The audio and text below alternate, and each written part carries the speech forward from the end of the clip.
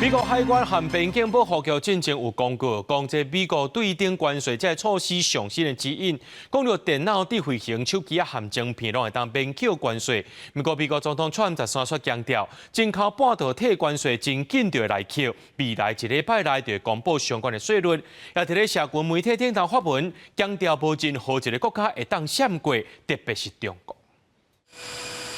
美国总统川普13为福州登记花火空军1号顶悬宣布，未来一礼拜内会公布进口半导体税率，安尼做就是鼓励企业将生产线搬回美国。We'll be doing that with semiconductors, with chips, and numerous other things, and that'll take place in the very near future. And we wanted to uncomplicate it from a lot of other companies because we want to make our chips and semiconductors and other things in our country. And I will tell you, another one is pharmaceuticals, drugs and pharmaceuticals. You know what rate the semiconductor tariff? I'm going to be announcing it over the next week. 对外界关心 iPhone 甲平板电脑是毋是也会被扣税，川普表示会出现一寡春秋。Are you going to announce tariffs on things like iPhones, tablets? Well, that's going to be announced very soon, and we'll be discussing it. But we'll also talk to companies. You know, you have to show a certain flexibility.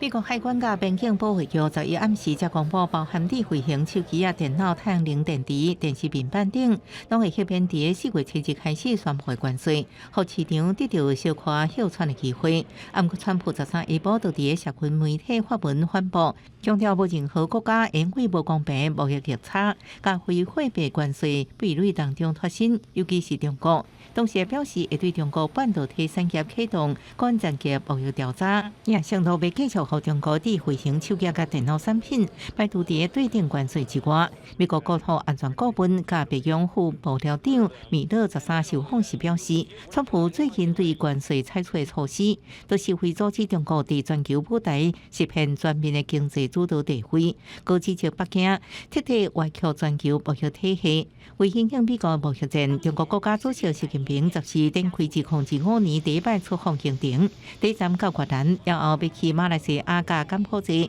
纽约时报分析，习近平这摆是伫强化甲东南亚国家关系，缓解美国对中国商品加扣高额关税冲击。公司新闻景环庆编译。